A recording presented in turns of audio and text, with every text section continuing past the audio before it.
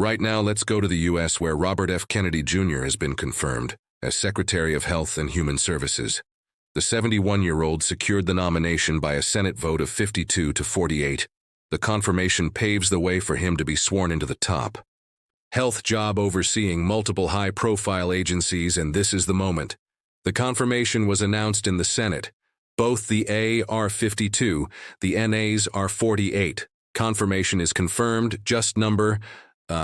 Let's go to our North America correspondent, Anthony Zerker, who's been following developments for us. Anthony, hello to you.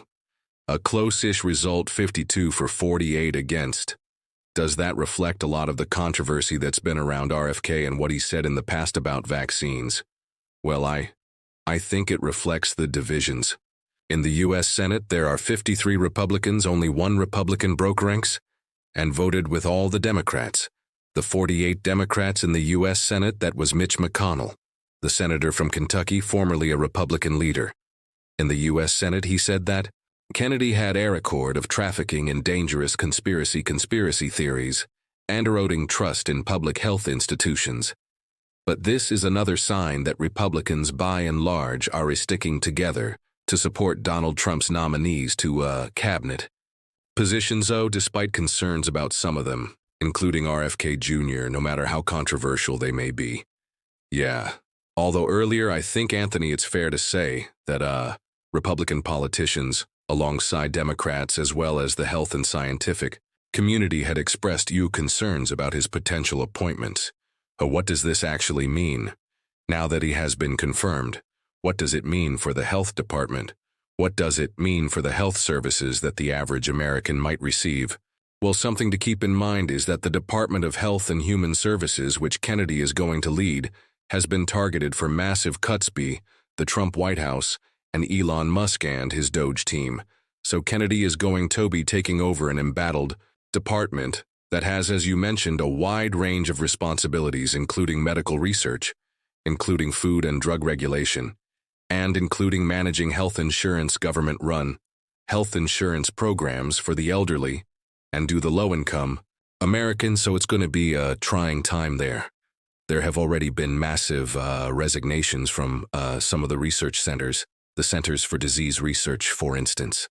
And that is going to be something that RFK Jr. is going to have to deal with. He has said his priorities are going to be addressing what he says is too much.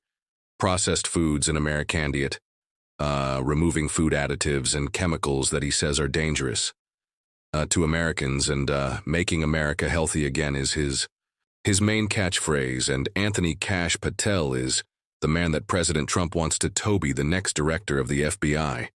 He's going through the confirmation process, not at the stage that Robert F. Kennedy Jr. is. At bring us up to date with what's been happening on that. He was approved by the Senate Judiciary Committee by a vote of 12 to 10. And once again, this was a straight party line vote. All 12 Republicans supported him. All 10 Democrats opposed. Yet another piece of evidence that Republicans are sticking together to support Donald Trump's nominees, even though Kash Patel is a very unconventional, to say the least, pick to head the FBI. He has been very critical of the FBI in the past, says that it's politicized, it's promised to root out individuals working in the department who he says are insufficiently loyal or unqualified for their jobs.